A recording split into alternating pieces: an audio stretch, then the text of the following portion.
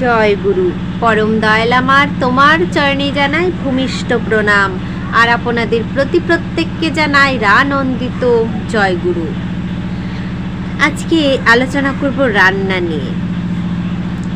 প্রতিদিন ইষ্টভৃতি যজন যাজন অনেক কিছু নিয়ে আলোচনা করলাম। আজকে ভালো রান্না করতে শ্রী শ্রী ঠাকুর কি করতে বললেন আর রান্নাঘরে কি রাখতে বললেন। রান্নাতে বিশেষ একটি নিষেধ আছে, সেটা কি জানেন? রান্না করতে করতে কি কি করতে হয় না, রান্না করতে করতে কি করতে হয় সেটা কি আপনারা জানেন? আজকে এই সুন্দর একটি ভিডিও আপনাদের উপহার দেব, অবশ্যই আপনারা শুনবেন। পরম দয়াল শ্রী শ্রী ঠাকুরের বাণী, স্বাস্থ্য ও সদাচার সূত্র রসার্থ সহ তোমাদের রন্ধনশালা যেন এমনতর পরিষ্কার ও পরিচ্ছন্ন থাকে, যাতে ওই রন্ধনশালার আবহাওয়া সংক্রামিত হয়ে তোমাদিগকে আক্রমণ করতে না পারে। আমাদের ঠাকুর কিন্তু ভোজন রসিক ছিলেন, তিনি কিন্তু খেতে ভীষণই ভালোবাসতেন। এমনতর আমাদের মধ্যেও আছে অনেকে যারা খেতে ভীষণই ভালোবাসে। আর রন্ধনশালা যত আমরা পরিষ্কার পরিচ্ছন্ন রাখবো ততই আমাদের মঙ্গল, তত আমাদের সেই রন্ধনশালার আবহাওয়া সংক্রামিত হয়ে আমাদেরকে আক্রমণ করতে পারবে না। তাই শ্রী শ্রী ঠাকুর বারবার বললেন রন্ধনশালাকে পরিষ্কার পরিচ্ছন্ন রাখতে। রন্ধন কার্য নিযুক্তদের স্বাস্থ্য যেন সহজ ও ব্যাধিমুক্ত থাকে। সৎ চিন্তা ও সদাচার পরায়ণতা নিয়ে রন্ধনশালায় প্রবেশ করতে। যে সমস্ত কাপড় চোপড়ের প্রয়োজন তা যেন বিশেষভাবে পরিশুদ্ধ হয় এবং তা যেন আলাদাই থাকে। যেটা আমরা রান্না করব সেই কাপড় চোপড় যেন একদম আলাদা থাকে। সেই কাপড় চোপড় দ্বারা কোনো প্রকার সংক্রমণের আশঙ্কা না থাকে এমনতর তীক্ষ্ণ দৃষ্টি রেখো। বাসি কাপড়ে বা বাইরে থেকে এসে সেই জামা কাপড়ে রান্নাঘরে ঢোকা কিন্তু সমীচীন নয় গো। বাইরে আমরা ঘুরতে গিয়েছি বা কোনো একটা কাজে আমরা বাইরে গিয়েছি, সেখান থেকে সেই জামা কাপড় পরেই যদি আমরা রন্ধনশালায় ঢুকি রান্না করি, সেটা কিন্তু সমীচীন নয়।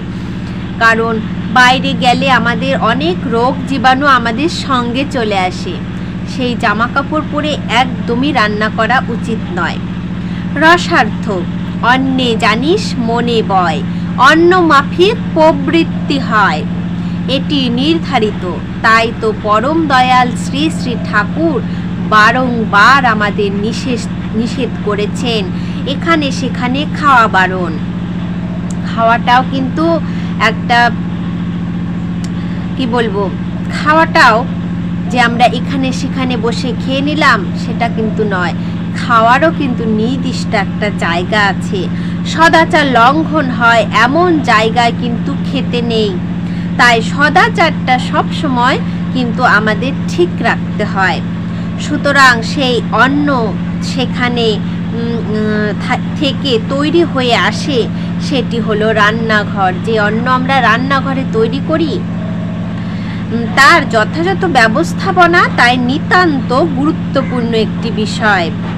প্রথমেই নজর রাখতে হবে রান্নাঘরটি যেন এমন জায়গায় হয় যেটা বাড়ির ভিতরে চলাফেরার পরিসরের মধ্যে না পড়ে, বরং সেখানে যেন রান্নার কাজে নিযুক্ত ব্যক্তিরা ছাড়া বাকিদের যখন তখন এসে ঢুকতে না হয়।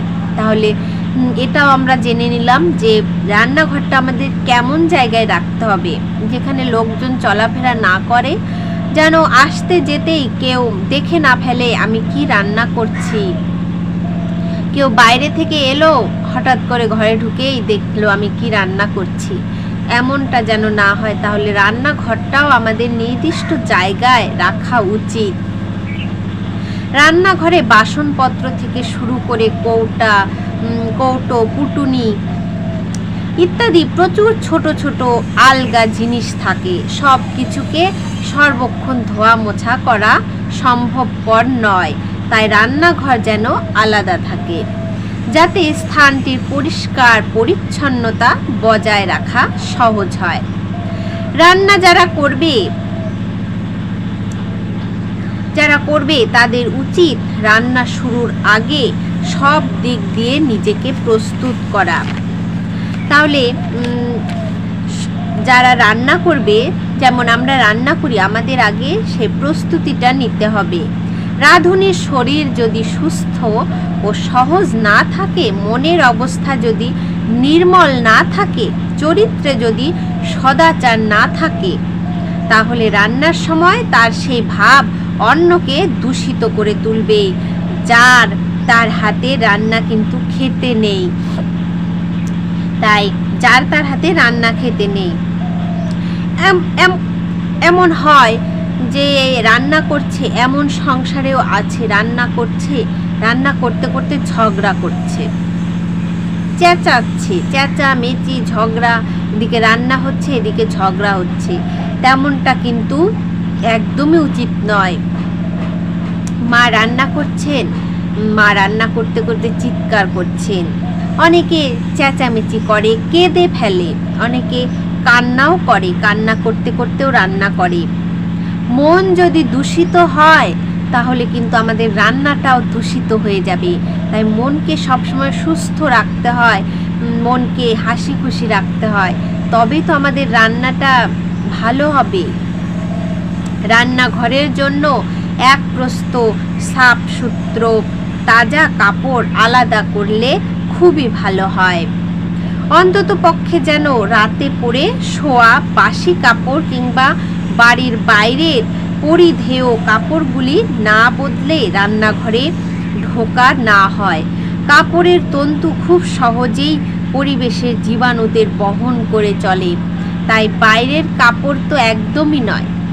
বাইরে থেকে এসে সেই কাপড় পরে কিছুতেই রান্নাঘরে ঢোকা যাবে না, একদমই নিষেধ। আর শ্রী ঠাকুর বললেন, রান্না করতে করতে যেন মন খারাপ না হয়, চেঁচামেচি না হয়, চিৎকার চেঁচামেচি না হয়, অনেকে কান্না করে ফেলে, তেমনটা যেন না হয়। তাহলে কিন্তু আমাদের রান্নাটা শুদ্ধ হবে না, সেটা দূষিত হয়ে যাবে। তাই আমরা সকলে শ্রী শ্রী ঠাকুরের কথা মেনে চলি। আজকে রান্না কি করে করব সেটা বলে দিলাম, কি করে রান্নাকে সুন্দর করা যায় শ্রী শ্রী ঠাকুর আমাদের বলে দিয়েছেন।